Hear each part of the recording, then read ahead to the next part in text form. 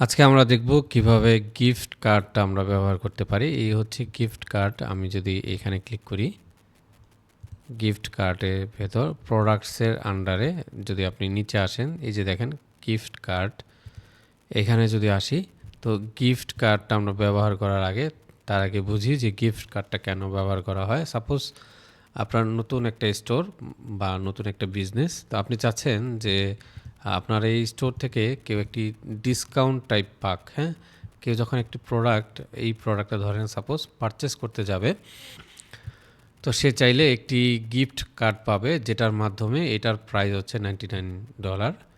তো সে যখন check out করতে যাবে, এটা আসলে চেক আউটটা সেট আপ করা নাই, যার জন্য এরকম দেখাচ্ছে। চেক আউট করার সময় সে চাইলে একটি কোডের মাধ্যমে কিছু একটা গিফট পাবে, হ্যাঁ, সেটাই বলা হচ্ছে যে গিফট কার্ড। এটা খুব পাওয়ারফুল একটা টুলস, এবং আপনার কাছে যদি পর্যাপ্ত লিড থাকে, লিড বলতে আপনার যদি কাস্টমার থাকে, আপনি সেই কোডটা তাকে হোয়াটসঅ্যাপ অথবা ডিরেক্ট ইমেলের মাধ্যমে পাঠাতে পারেন, অথবা বিভিন্ন ইমেল মার্কেটিংয়ের টুল আছে, সেগুলোর মাধ্যমে আপনি চাইলে তাদের কাছে একটি নির্দিষ্ট সময়ের জন্য তাদেরকে সেন্ড করতে পারেন। এটা বাইরের দেশের ক্লায়েন্টগুলি বিশেষ অফারের ক্ষেত্রে যেমন ব্যবহার করে, যেমন আমি যদি বলি হ্যাপি নিউ ইয়ারের ক্ষেত্রে তারা ব্যবহার করে, বিভিন্ন উৎসবের ক্ষেত্রে, যেমন আমাদের রমজান উপলক্ষে আমরা যদি চাই যে কেউ আমাদের স্টোরে এসে একটি প্রোডাক্ট যদি পারচেস করে, তো সেক্ষেত্রে সে একটি গিফট পাবে, হ্যাঁ। চাইলে ওই কোডটা যেই কেউ তার ফ্যামিলির ব্যবহার করতে পারে, যেই কেউ হোক, তার কাছে ওই কোডটা থাকলেই হবে। তো অ্যাড গিফট কার্ড প্রোডাক্ট আমরা যদি এইখানে ক্লিক করি, সিম্পলি ধরেন একটা নাম দিলাম, এটার একটা নাম যে my special gift for you, হ্যাঁ, এরকম একটা নাম দিলাম, অথবা আপনি শুধু একটা নাম দিতে পারেন রমাদান, একটা কিছু একটা টেক্সট এখানে লিখে দিবেন ডিসক্রিপশনে। বাকি জিনিসগুলো আপনারা আসলে জানেন কিভাবে কাজ করে। তো আমি একটা গিফটের জন্য ইমেজ নিয়ে আসি, ধরেন গিফট কার্ড ইমেজ, এগুলো আসলে ক্লায়েন্ট আপনাকে প্রোভাইড করে দিবে। আপনি যদি না চান সেক্ষেত্রে আমরা ধরেন এই ইমেজটাই নিব। আচ্ছা, আমি এটা সেভ করি।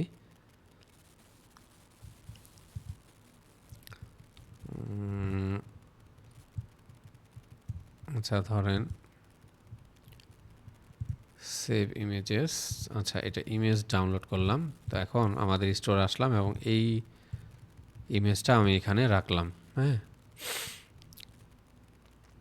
তো সে যখন আসবে সে এই প্রোডাক্টটাই দেখতে পাবে, এই লোগোটা। তো আমি কত পরিমাণ ডিসকাউন্ট দিতে চাচ্ছি, আমি যদি 10, 25, 50 যা খুশি রাখতে পারি, তো আমি 10, 25 এরকম রাখলাম এবং সেভ করলাম এখানে।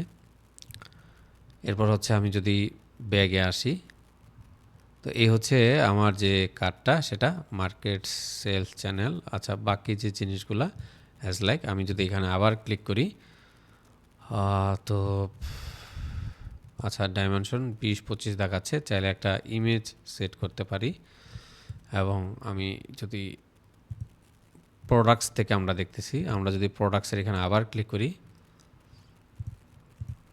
প্রোডাক্টসের এখানে যাই, এই হচ্ছে আমাদের মাই স্পেশাল গিফট নামে একটা প্রোডাক্ট দেখা যাচ্ছে। এই গিফট প্রোডাক্ট যেটা হচ্ছে দেখতে অনেকটা এরকম, আমি 25 চাইলে 25 পারচেস করে নিতে পারি অ্যাড টু কার্ডের মাধ্যমে। করার পরে আমি আমি যেই কোনো সময়ে অ্যাড টু কার্টে যাই, এটা চেক আউট করার সময় আপনি চেক আউট করলে অটোমেটিক আপনার মেলে একটি কোড চলে যাবে। কোন কোডটা যাবে আমি যদি দেখাই, গিফট কার্ডে আসলাম এবং ক্রিয়েট গিফট কার্ড এখানে যদি ক্লিক করি, এই হচ্ছে কোডটা, হ্যাঁ। কেউ যখন প্রোডাক্টটা পারচেস করবে, ধরেন সাপোজ আমাদের স্টোর থেকে কেউ যখন এই প্রোডাক্টটা দেখতে পাবে, সে এটা পারচেস করার সাথে সাথে সে এই কোডটা পাবে। অথবা আপনি চাচ্ছেন যে না, এই কোডটা আপনি চাইলে চেঞ্জ করতে পারেন, যা খুশি একটা নাম দিতে পারেন। এই কোডটা আপনি চাচ্ছেন স্পেসিফিকভাবে আপনার যে অডিয়েন্স আছে, যেমন এইখান থেকে আপনি চাইলে তাদের ইমেল দিতে পারেন। আপনি একটা যা খুশি একটা ইমেল দিলেন আপনার কাস্টমারের, অবশ্যই তো তার কাছে সেই মেলটা চলে যাবে, হ্যাঁ? অথবা আপনি চাইলে যদি বলেন যে না সিঙ্গেলভাবে শুধু এইটা আপনি পাঠাবেন একটা ইমেল টেমপ্লেটের মাধ্যমে, তাও দিতে পারেন, অথবা মেসেঞ্জার হোয়াটসঅ্যাপে তাকে এই কোডটা দিতে পারেন যে হেই তুমি চাইলে এইটা নিতে পারো, এই কোডটা তুমি যেই কোনো প্রোডাক্ট পারচেসের ক্ষেত্রে এই $10 সমপরিমাণ তুমি একটা ডিসকাউন্ট পাবে আমার স্টোর থেকে যে কোনো একটি প্রোডাক্ট পারচেস করার সময়। এই স্টোরটা আসলে দেখা যাচ্ছে না সেই বিষয়টা। আর এর নিচে যদি আর একটু আসি যে সেট এক্সপায়ারেশন ডেট, এই ডেটটা আসলে কবে শেষ হবে, অথবা আপনি যদি চান সবসময় থাকুক, সেটা অবশ্যই সবসময় চাইবেন না, আপনি সেট করে দিবেন ডেটটা যে এই গিফট কার্ড কোডটা কতদিন চলবে। আপনি এখানে যদি সিম্পলি ক্লিক করেন আপনি একটা টাইম দিয়ে দিতে পারেন, ম্যাক্স আপনি আসলে কতদিন চাচ্ছেন, মাস, ইয়ার আপনি সিলেক্ট করতে পারেন। চেক আউট প্রসেসটা কীভাবে কাজ করে আমি আপনাদেরকে অন্য একটা স্টোরে গিয়ে দেখাই। আমার ধরেন আমি গিফট কার্ডের এখানে ক্লিক করলাম এবং যদি এটা ওপেন করি, এই হচ্ছে একটা কোড।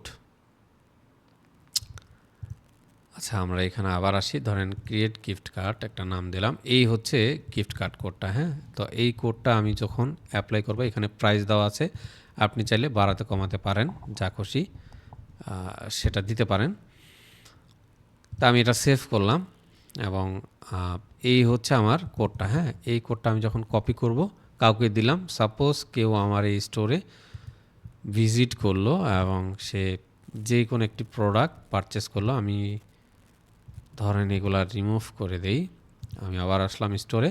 এখন একটা গ্রাহক আমার স্টোরে আসছে এই কোডটা নিয়ে, হ্যাঁ? সে যেই কোনোভাবে আমার এই কোডটা পেয়েছে, আমি তাকে হয়তো ইমেল করেছি অথবা মেসেঞ্জারে দিয়েছি, অথবা সে ডিরেক্ট গিফট কার্ডে যে প্রোডাক্টটা সে পারচেস করেছে, এই যে প্রোডাক্টটা আমরা প্রোডাক্টসের এখানে যদি আবার আসি, এই প্রোডাক্টটা হয়তো সে আমার স্টোর থেকে পারচেস করেছে, সে একটি অ্যামাউন্ট অলরেডি নিয়ে নিয়েছে, হ্যাঁ? তো সেটাই আমি যদি এই স্টোরে আবার আসি, সাপোজ আমি এই প্রোডাক্টে গেলাম, তো সে এখন যদি এই প্রোডাক্টটা অ্যাড টু কার্ট করে এবং চেক আউটে গেল, আপনারা দেখতে পাবেন এখানে একটি discount code or gift card লেখা আছে।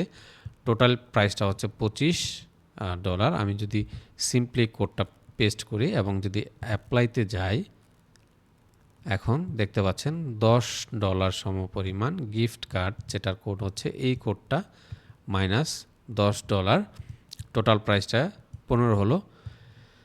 তো এইভাবে আপনারা চাইলে আপনাদের কাস্টমারকে অথবা আপনাদের ক্লায়েন্টকে কনভিন্স করতে পারেন যে তোমার যদি এই ধরনের একটা ফিচার লাগে, তুমি চাইলে সেটা সেট করতে পারো। এক্ষেত্রে কী হয়, কাস্টমারগুলো আসলে আপনার স্টোরে ভিজিট করবে এবং তারা এই 10-20 অথবা আপনি যেই পরিমাণই হোক না কেন একটা ডিসকাউন্ট দিলে তারা আপনার স্টোরে এসে প্রোডাক্টটা পারচেস করার 90% একটা চান্স থাকে। এটা খুব সেলস করার জন্য খুব একটা এফেক্টিভ ওয়ে। অবশ্যই আপনারা এটা এইভাবে আপনাদের বিজনেস অথবা ক্লায়েন্টের স্টোরে আপনারা অবশ্যই তাকে বলে নেবেন, গিফট কার্ড এভাবে সেট করা ট্রাই করবেন। আশা করি ফুল কনসেপ্টটা আপনাদের কমপ্লিট ডান।